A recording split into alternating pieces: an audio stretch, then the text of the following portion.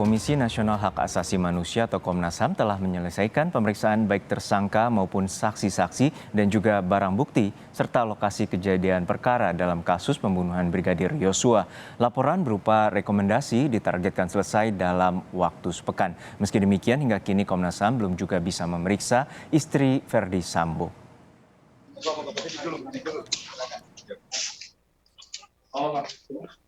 Pengusutan Komnas HAM dalam kasus pembunuhan Brigadir Yosua memasuki babak akhir. Setelah memeriksa rumah dinas Irjen Verdi Sambo atau TKP pembunuhan pada Senin kemarin, Komnas HAM akan segera menyusun laporan akhir. Komnas HAM menyatakan indikasi adanya obstruction of justice atau upaya menghalangi penegakan hukum dalam kasus pembunuhan Brigadir Yosua semakin menguat. Apa yang kami dapat, banyak hal yang ini semakin membuat terangnya peristiwa. Salah satu yang paling penting dalam yang kami dapatkan adalah semakin menguatnya indikasi adanya obstruction of justice. Jadi begitu. Jadi bingkai hal yang penting yang didapat oleh Komnas HAM itu obstruction of justice-nya juga semakin terang benderang. Sementara itu, Komnas HAM menyebut belum menemukan indikasi penganiayaan dalam pembunuhan Brigadir Yosua. Hal ini berdasarkan data yang dilihat dari rekaman pemantau atau CCTV. Menanggapi hal ini, keluarga Yosua berharap pernyataan Komnas HAM tidak membuat publik bingung. Pengacara keluarga Yosua menyebut hasil otopsi kedua Yosua harus menjadi acuan sebelum Komnas HAM memberikan pernyataan soal penganiayaan pada Yosua.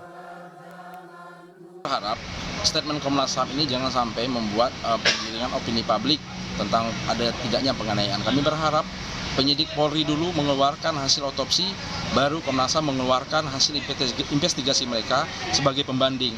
Mana yang memang menjadi suatu hal kebenaran. Kami takut kalau Komnas HAM duluan memberikan statement, itu menjadi penggiringan opini publik. Karena secara otopsi memang Komnas HAM di sini memang ada investigasi dari tim independen, tapi mereka sifatnya mengawal apakah benar yang sudah dilakukan oleh penyidik Barreskrim Mabes Polri. Meski sedang menyusun laporan akhir, hingga kini pihak Komnas HAM belum mendapatkan keterangan dari saksi kunci, istri Verdi Sambo, Putri Chandrawati. Tim Liputan, Kompas TV. Lalu sudah sejauh mana pengusutan kasus kematian Brigadir Yosua oleh Komnas HAM? Kita bahas lebih lengkap bersama dengan Ketua Komnas HAM Ahmad Taufan Damanik melalui sambungan Zoom. Selamat pagi waktu Swiss atau selamat siang waktu Indonesia, Pak Taufan. Selamat pagi, selamat siang. Ya, sehat-sehat selalu ya Pak Taufan ya. Terima kasih telah bersama kami di Kompas Siang. Pak Taufan, ini sebelum masuk ke terkait dengan pemeriksaan istri Irjen Verdi Sambo, sebelumnya Komnas HAM telah menyebutkan bahwa indikasi kuat bahwa Verdi Sambo melakukan obstruction of justice atau menghalang-halangi proses hukum. Seperti apa temuan dari Komnas HAM terkait dengan hal ini? Ya, yang pertama mungkin perlu saya klarifikasi ya. Yang dimaksud Pak BK Pulung Hapsara itu soal penyiksaan antara Magelang dengan Jakarta. Dan itu jelas dalam konferensi pers juga akan menyebut itu. Jadi soal dugaan penyiksaan di hari kejadian tanggal 8 itu memang kita harus tunggu otopsi ulang. Itu yang perlu saya jelaskan. Nah sekarang soal obstruction of justice ya, ini penting buat Komnas HAM karena ini terkait dengan isu hak asasinya, yaitu fair trial untuk mendapatkan keadilan bagi semua pihak, terutama korban. Nah, fair trial itu kan akan terganggu kalau ada obstruction of justice. Nah, dari awal ketika CCTV itu hilang, memang kami sudah dalam bahasa awamnya teriak-teriak ini kemana kan gitu. Dan akhirnya ditemukan berbagai indikasi-indikasi kuat tentang penghilangan barang-barang bukti, pengubahan TKP, alat-alat komunikasi dan lain-lain itu. Meskipun dengan bahan yang masih tersisa, misalnya bisa ditemukan berbagai titik terang pada masalah ini. Itu kita temukan dari sejak awal sampai ya kemudian yang ketika kita periksa saudara FS itu dia mengakui memang bahwa sayalah melakukan dua hal. Pertama melakukan perencanaan pembunuhan terhadap saudara Joshua dan yang kedua saya aktor utamanya dalam melakukan rekayasa itu semua gitu. Itu diakuinya secara terang-terangan. Termasuk soal-soal skenario itu dia ceritakan juga, iya saya yang menyiapkan itu. Sehingga kalau kita lihat CCTV misalnya dia seperti seolah-olah pergi ke satu tempat, kemudian balik lagi gitu. Itu kan dengan asumsi nanti dia akan bangun cerita bahwa terjadi kekerasan seksual di rumahnya, kemudian tembak-menembak, dia ditelepon untuk datang ke situ gitu. Itu memang diakuinya dia sengaja. Jadi obstruction of justice itu bahkan kemudian ditemukan dikerjakan bersama-sama dengan aparat kepolisian yang lain. Itu yang membuat di tahap-tahap awal memang kesulitan untuk menemukan fakta sebenarnya dari peristiwa ini.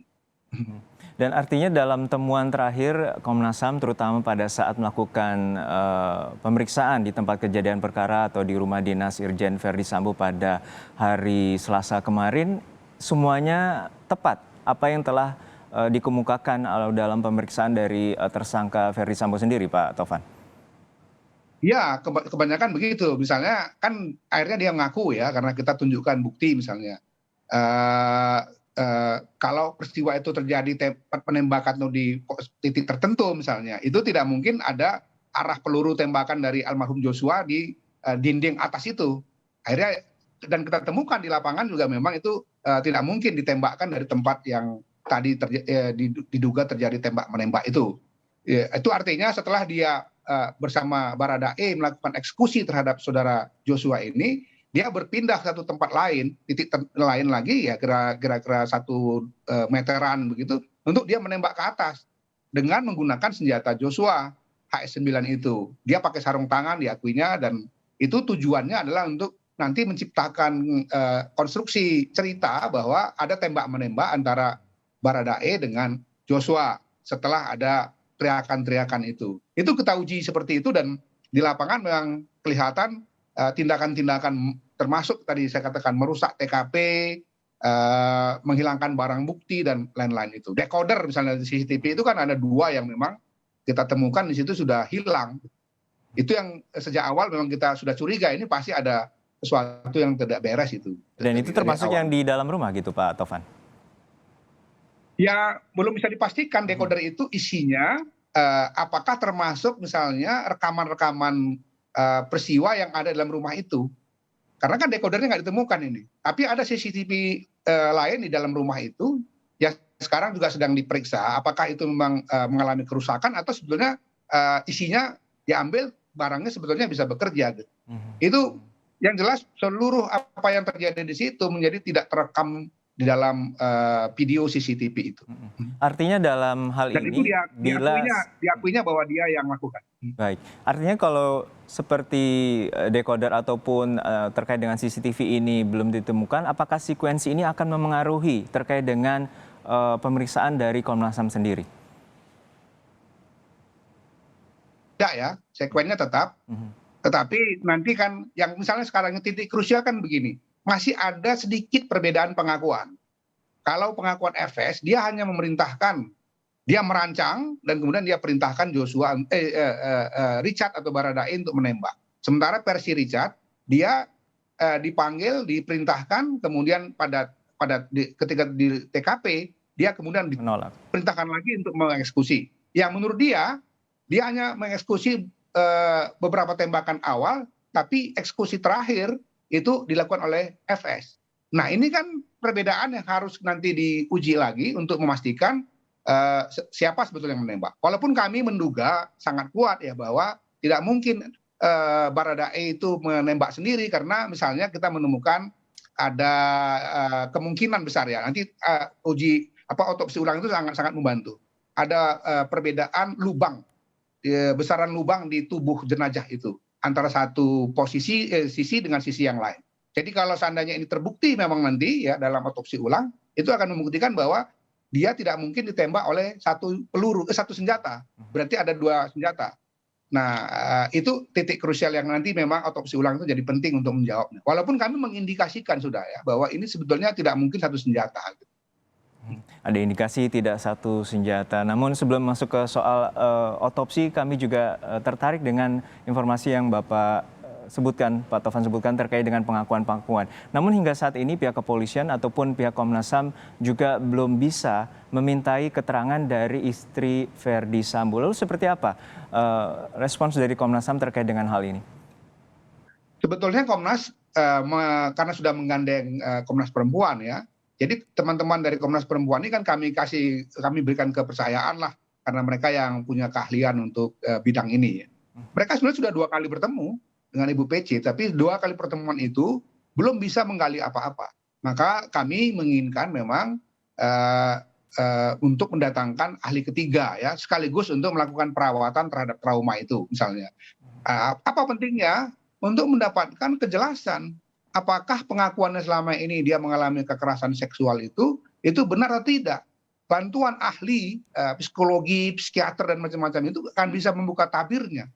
Selain apa yang dikerjakan oleh tim penyidik yang sudah berangkat ke Magelang untuk melakukan penyidikan lebih detail tentang kemungkinan ada tidaknya peristiwa kekerasan yang diakui oleh saudara atau Ibu Pece itu.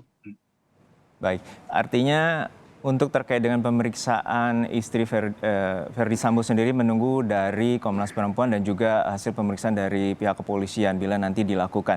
Dan terkait dengan laporan, kapan rencananya Komnas HAM akan menyampaikannya kepada publik ataupun juga menyampaikan kepada Presiden? Apakah masih menunggu hasil dari otopsi ulang?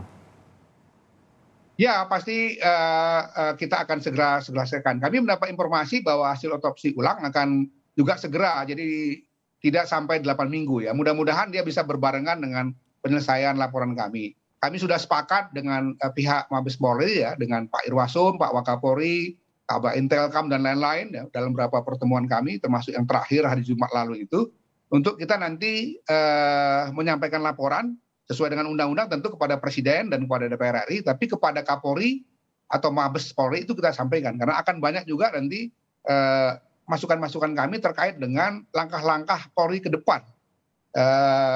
Dengan fenomena adanya obstruction of justice yang dilakukan sistematis, dilakukan oleh banyak pihak. Ini kan sekali lagi bagi Komnas, bagi Presiden dan publik Indonesia sangat mengkhawatirkan. Betul. Jadi ini titik tekan yang akan kami fokuskan juga.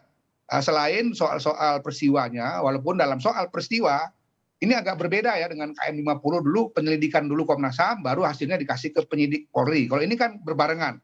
Karena itu kami ya tentu akan lebih fokus kepada fungsi-fungsi pengawasan, fungsi-fungsi memberikan rekomendasi tentang pembenahan kepolisian ke depan itu. Ketimbang hal-hal yang sebetulnya sudah sangat didalami oleh penyidik. Ya, kalaupun tetap kami lakukan itu hanya pembanding sebenarnya selama ini. Baik, kita nantikan upaya penyelidikan atau pemeriksaan dari Komnas HAM terkait dengan kasus pembunuhan berencana Brigadir Yosua. Terima kasih Bapak Ahmad Taufan Damanik, Ketua Komnas HAM dari Swiss telah bergabung bersama kami di Kompas Siang. Sehat selalu ya Pak. Terima kasih, sama-sama.